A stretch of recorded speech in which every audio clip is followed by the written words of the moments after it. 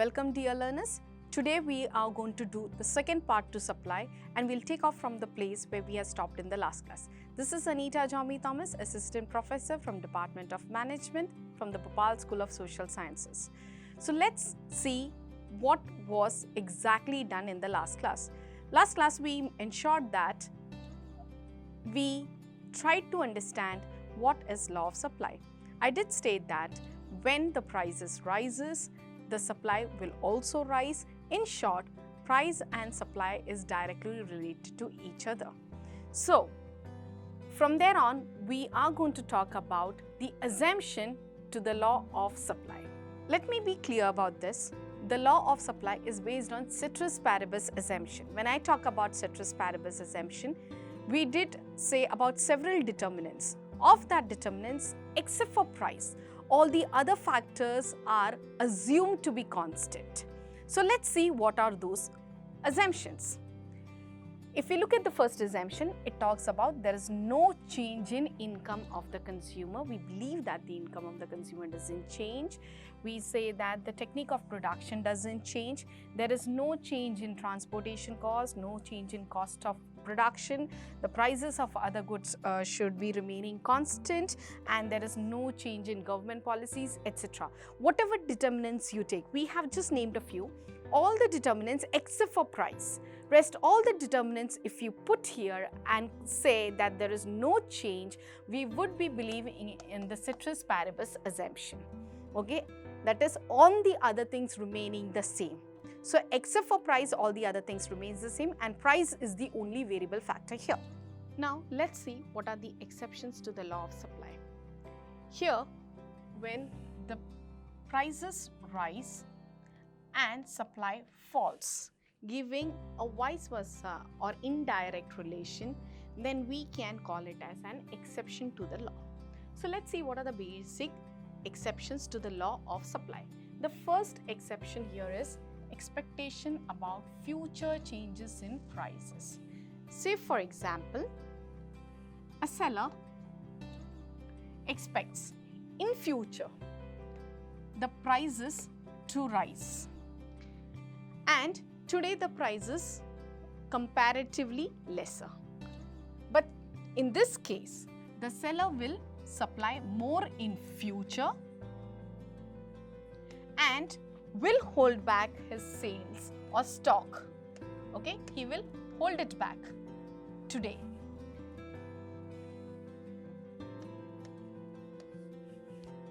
So when a person expects the prices to rise in future, he will sell more on a future date and sell less as on today.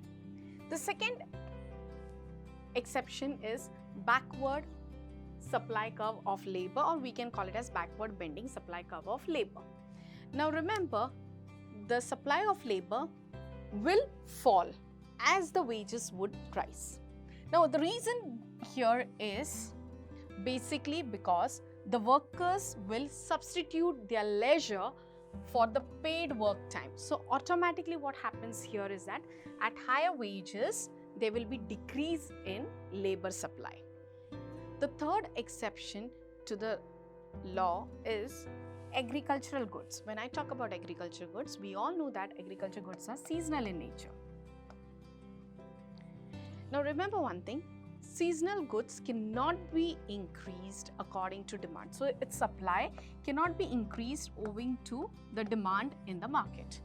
So it will not, or rather agriculture goods will not increase, or its supply will not be increased even if the prices increases. The next is perishable goods. When we talk about perishable goods, we know that these goods gets decayed very fast. So quite naturally, the sellers will not store them for a longer span of time. So they supply more at lesser prices. The next one is novelty items and rare articles. If you take any examples of rare articles, say for example like Mona Lisa's painting, etc., they are very limited with supply. Limited in the sense they are very rare.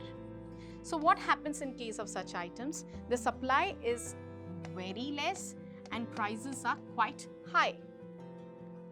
Whereas the next one is about the precious goods. They are similar to the rare articles.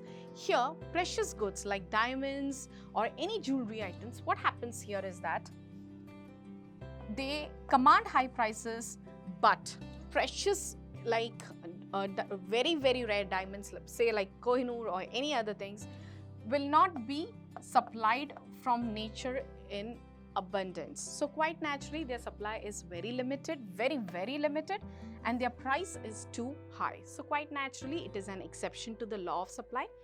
The last exception is out of fashion items. Now in this case, any items which are out of fashion, the suppliers tend to sell them more in the market at lesser prices because they may not be in demand from the consumer's side. So quite naturally, this becomes the other exception to the law. Now let's see an important concept called as movements along the supply curve. Now let's see what is a movement along the supply curve. A movement along the supply curve occurs when a change in quantity supplied is caused by a change in price. That is, if price rises, supply may expand, and when the price falls, supply may contract. So we are trying to understand this concept. So let me explain this concept with the help of a diagram. We are going to now understand the first bifurcation under the movement, that is expansion of supply. Now when I talk about expansion of supply, it is caused when, let's see, when the price rises, supply rises, leading to upward movement called as expansion of supply. So here in this particular graph, let's understand how this upward movement takes place. We measure supply on the x-axis and price on the y-axis. We know that the supply curve moves upwards because supply curve has a positive slope.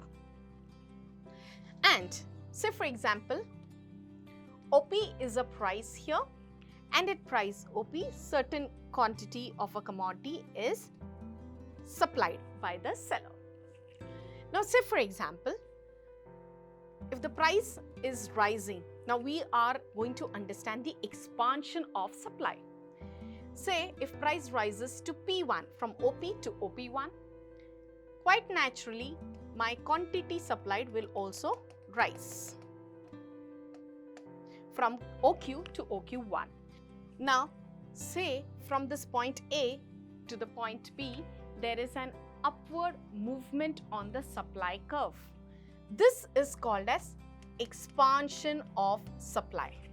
So here the quantity supplied has expanded from OQ to OQ1. Now let's see the next one, that is contraction of supply. Now this happens when the price falls, supply is said to contract. So when the price falls from OP to OP2, we have a new quantity supplied that is getting created and we name it as Q2. Now at this juncture, there is a movement from point A to point C and we call it as contraction of supply. So there is a downward movement on the same supply curve. So in short, be it expansion or be it contraction, it takes place only due to the rise and fall of price. So it is related to price. Now let's understand the second concept, that is shifts in supply. When we talk about shifts in supply, it is caused due to factors other than price. So a shift in supply occurs when the quantity supplied changes due to factors other than price. That means here the price element remains constant. So let's understand this shift with the help of a small graph.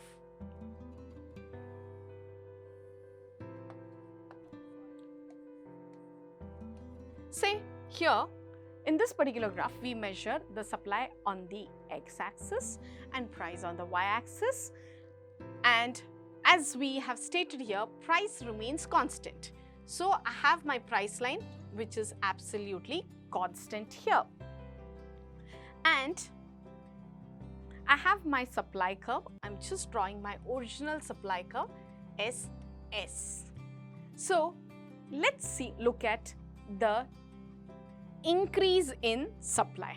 When we talk about increase in supply, the supply curve will shift to the right of the original supply curve. So we can call it as a rightward shift. And this is caused due to factors other than price. So here, when I draw a new supply curve on the right side of the original supply curve, and when we name it as S1 or S dash, what we get here is that from point A on the original supply curve to the point B on the new supply curve, what happens is that we will have increase in supply. So that means the quantity supplied will also increase from the previous quantity what it was existing. So from point A to point B, when there is a rightward shift, we will call it as increase in supply. Whereas the next element, that is decrease in supply, for this the supply curve will shift altogether to the left of the original supply curve. So this is the new supply curve which is on towards the left of the original supply curve. So there is a movement from point A here to point C on the new supply curve. So we will call it as decrease in supply. So in short, remember one thing, when there is decrease in supply, quite naturally quantity supplied will also decrease. We are just trying to explain due to factors other than price. Say for example, I'll take one example of taxation. If we talk about the tax element, quite naturally it has to somewhere increase or decrease the supply depending upon on whom it is impacting. So increase and decrease becomes an important concept in shifts of supply, or shifts in supply rather. So the final concept for today was shifts in supply. So this was all from my side for today for supplies part 2. I hope this small content would have helped you in understanding the concepts. Thank you so much.